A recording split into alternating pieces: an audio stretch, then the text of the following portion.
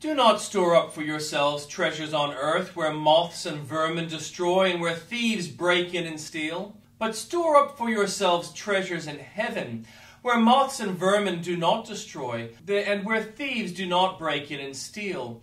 For where your treasure is, there your heart will be also. The eye is the lamp of the body. If your eyes are healthy, your whole body will be full of light.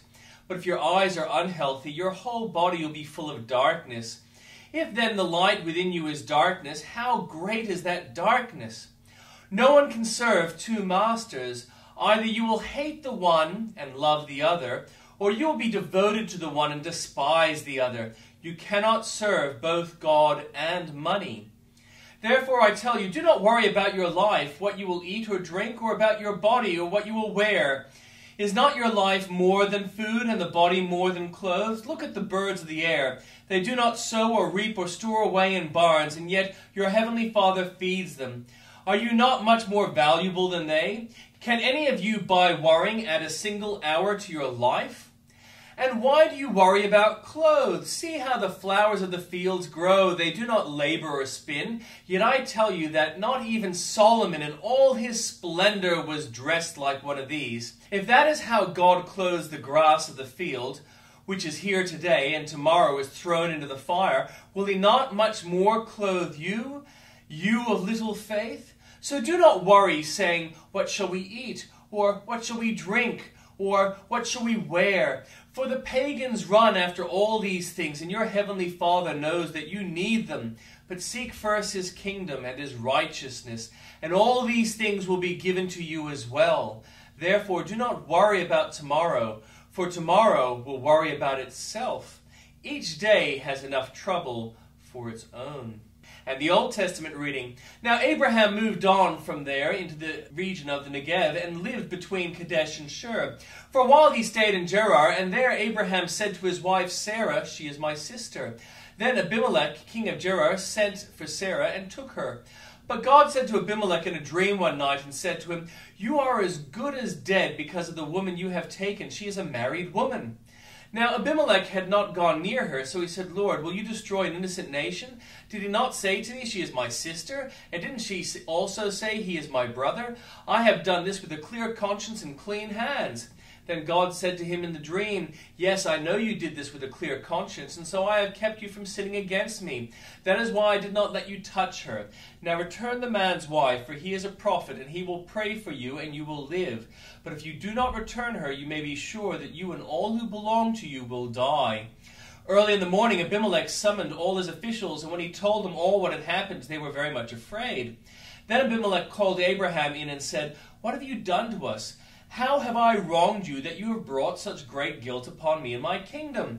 You have done things for me that should never be done. And Abimelech asked Abraham, what was your reason for doing this? Abraham replied, I said to myself, there is surely no fear of God in this place, and they will kill me because of my wife. Besides, she really is my sister and the daughter of my father, though not my mother. She became my wife, and when God had me wander from my father's household, I said to her, this is how you can show your love to me. Everywhere we go, say of me, he is my brother. Then Abimelech brought sheep and cattle and male and female slaves and gave them to Abraham, and he returned to Sarah his wife to him. And Abimelech said, my land is before you, live wherever you like. To Sarah he said, I am giving your brother 1,000 shekels of silver. This is to cover the offense against you before all who are with you. You are completely vindicated. Then Abraham prayed to God, and God healed Abimelech, his wife, and his female slaves, so they could have children again. For the Lord had kept all women in Abimelech's household from conceiving because of Abraham's wife Sarah. Now, the Lord was gracious to Sarah as he had said, and the Lord did for Sarah what he had promised. Sarah became pregnant and bore a son to Abraham in his old age, at the very time God had promised him. Abraham gave the name Isaac to the son Sarah bore him. When his son Isaac was 8 days old, Abraham circumcised him as God commanded him. Abraham was 100 years old when his son Isaac was born to him. Sarah said, God has brought me laughter, and everyone who hears about this will laugh with me. And she added, who would have said to Abraham that Sarah would nurse children? Yet I have borne him a son in his old age. The child grew and was weaned, and on the day Isaac was weaned, Abraham held a great feast. But Sarah saw the son whom Hagar the Egyptian had borne to Abraham was mocking, And she said to Abraham, "Get rid of that slave woman and her son, for that woman's son will never share in the inheritance with my son Isaac." The matter distressed Abraham greatly because it concerned his son. But God said to him, "Do not be so distressed about the boy and your slave woman. Listen to whatever Sarah tells you, because it is through Isaac that your offspring will be reckoned. I will make the son of the slave into a nation also, because he is your offspring." Early the next morning, Abraham took some food and a skin of water and gave them to Hagar.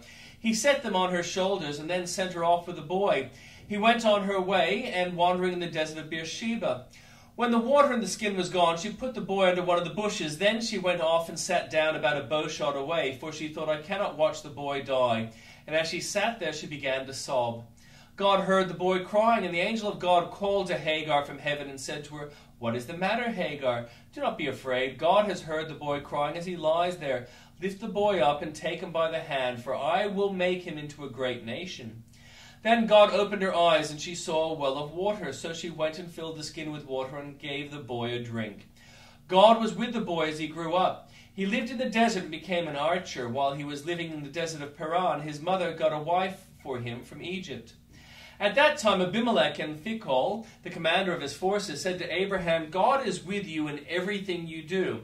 Now swear to me before God that you will not deal falsely with me or my children or my descendants. Show to me in the country where you now reside as a foreigner the same kindness I have shown to you." Abraham said, "I swear it." Then Abraham complained to Abimelech about a well of water that Abimelech's servants had seized. But Abimelech said, "I don't know who has done this. You did not tell me, and I heard about it only today." So Abraham brought sheep and cattle and gave them to Abimelech, and the two men made a treaty. Abraham set apart 7 ewe lambs from the flock, and Abimelech asked Abraham, "What is the meaning of these 7 ewe lambs you have set apart by themselves?" He replied, "Accept these 7 lambs from my hand as a witness that I dug this well." So that place was called Beersheba, because 2 men swore an oath there. After the treaty had been made at Beersheba, Abimelech and Phicol, the commander of his forces, returned to the land of the Philistines. Abraham planted a tamarisk tree in Beersheba, and there he called on the name of the Lord, the eternal God. And Abraham stayed in the land of the Philistines for a long time. Sometime later, God tested Abraham. He said to him, "Abraham." "Here I am," he replied. Then God said, "Take your son, your only son, whom you love, Isaac, and go to the region of Moriah. Sacrifice him there as a burnt offering on a mountain I will show you."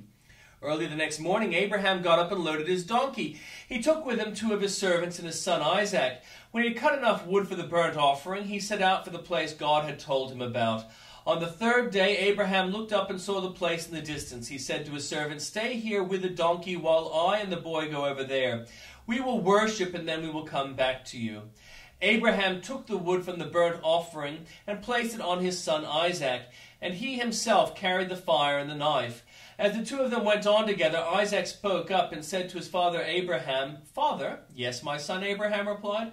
"The fire and wood are here," Isaac said, "but where is the lamb for the burnt offering?" Abraham answered, "God himself will provide the lamb for the burnt offering, my son." And the 2 of them went together. When they reached the place God had told him about, Abraham built an altar there and arranged the wood on it. He bound his son Isaac and laid him on the altar on top of the wood. Then he reached out his hand and took the knife to slay his son. But the angel of the Lord called out to him from heaven, "Abraham, Abraham." "Here I am," he replied.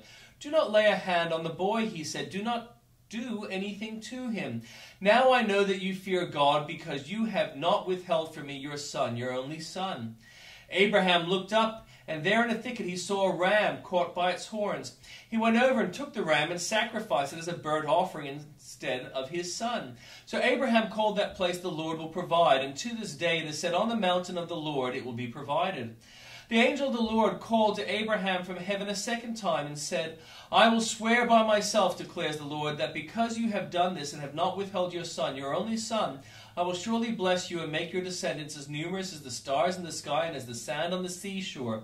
Your descendants will take possession of the cities of their enemies, and through your offspring all nations on earth will be blessed, because you have obeyed me."